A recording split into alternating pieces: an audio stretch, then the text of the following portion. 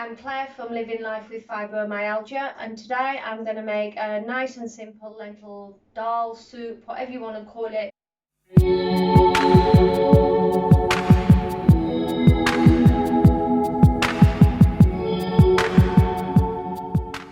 Which is literally, you bang the stuff in the pan, leave it to simmer for as long as you can really, but a good hour, and that's it, nothing more. So here I've got a few ingredients already out. I'll talk you through them as I actually put them in. But first of all I'm going to do is roughly chop this onion. Try and get away from there.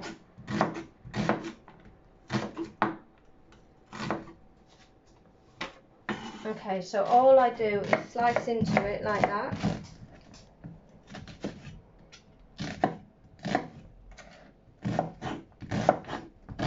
Leave the root on until the very last bit stops your eyes running.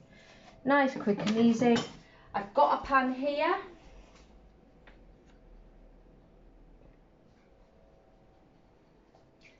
I've got a pan here on number 7 on my halogen. All I'm going to do is literally, it's going to be that much oil. That is it. So there's no needing to brown the onion or anything like that. It can all just go in at once at the same time.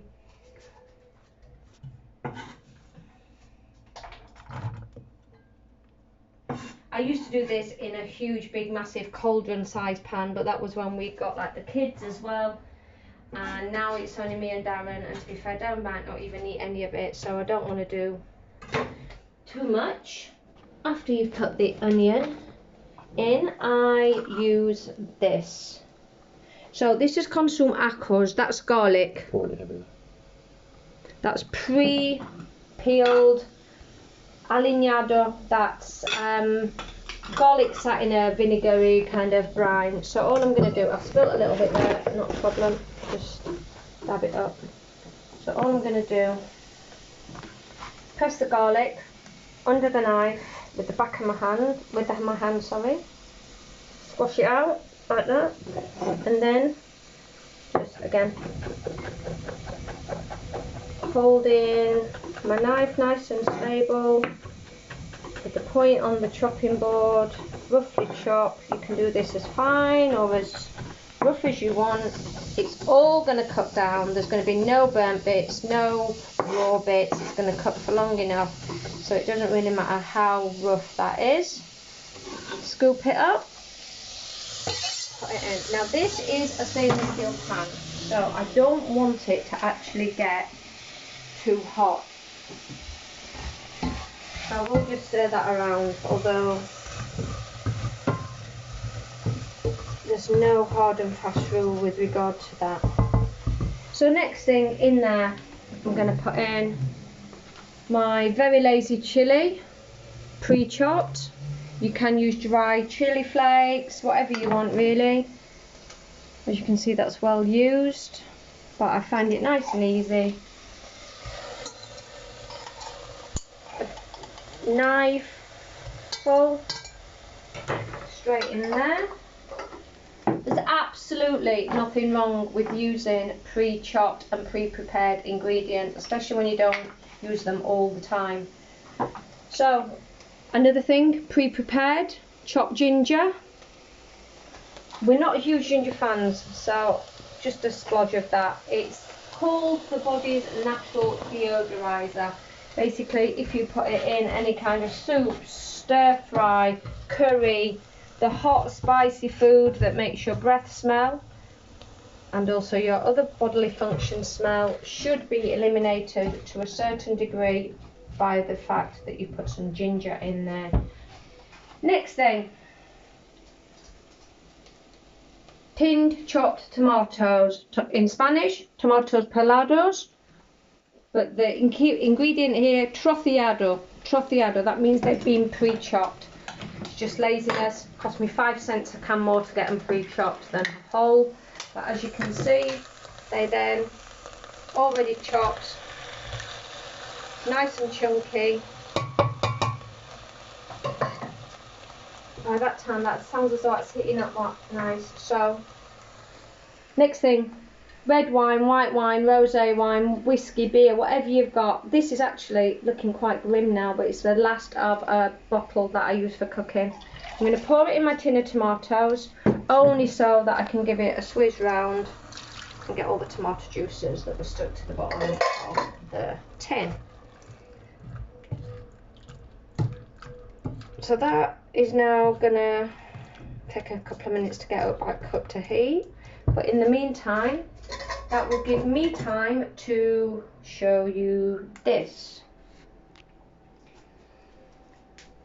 In Spanish, the key word here, lentils, lentejas, pardinas. I'll be completely honest with you, I've not come across that word before. I'm not really sure that what that is, but lentejas, pardinas, they are pre-cooked. So no need to soak. Take the security seal off the can.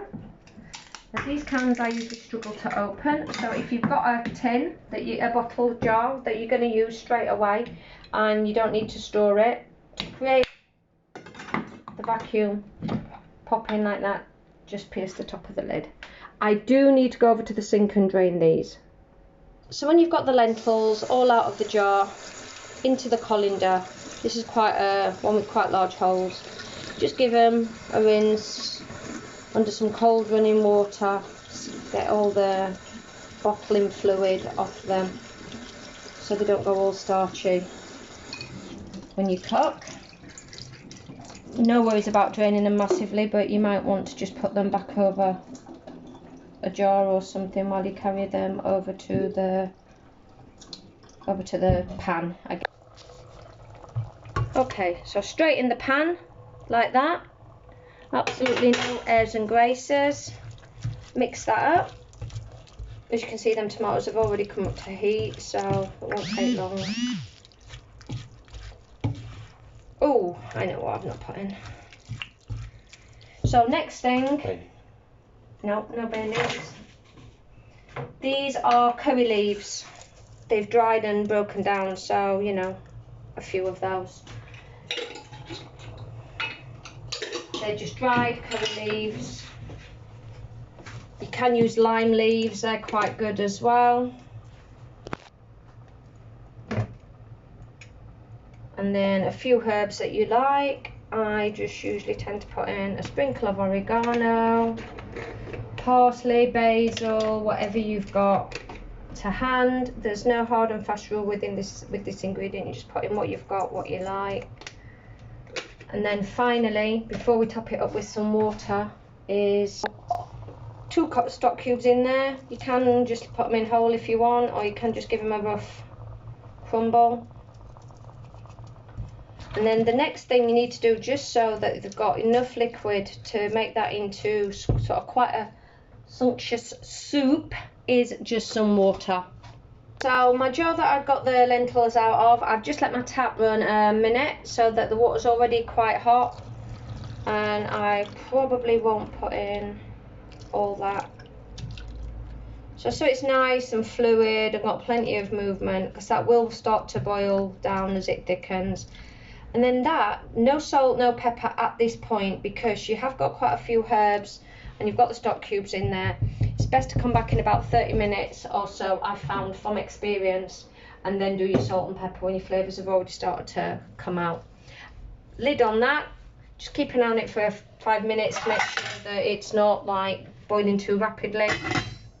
Good old fashioned lid there. And that, literally, apart from just checking on it once or twice, make sure it's not sticking to the bottom of the pan, is it. And then the longer you cook it, the better it actually is. I've also found from previous experience that if you're not going to eat it the same day, leave it till tomorrow lunchtime. Don't bother with the fridge, leave it out on the side, providing your kitchen's not like too hot. And it's absolutely brilliant. The following day is actually better.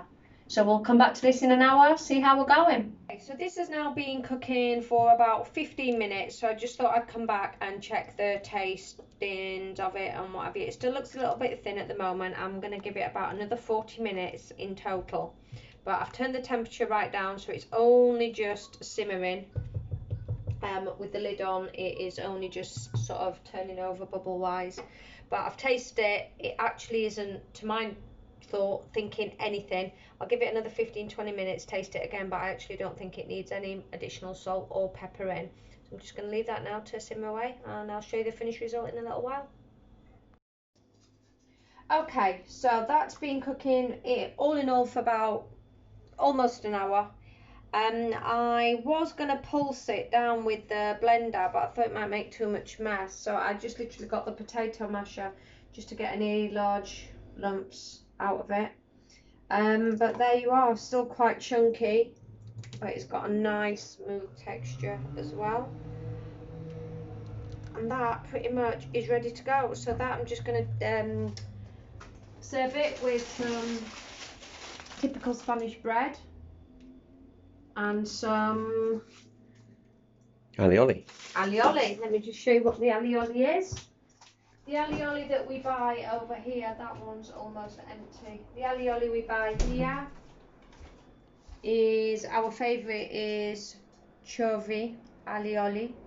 Now you can buy loads of different brands, you can make it yourself, it's so easy to make yourself, but this is like 99 cents and it's nice and rich, so it lasts us a good fair while. So that's us for dinner. Show you when it's on our plate, and that's it. Okay guys, so that's it. That's our dinner ready for this evening. I hope you liked the video. I am still getting to grips with things. Dan's helped me out today with camera angles and things like that, so they hopefully will get better. So if you liked my channel, or you're thinking it's something you might be interested in following, please subscribe, please like. Any comments would be greatly appreciated, and hit that notification bell, and see you soon.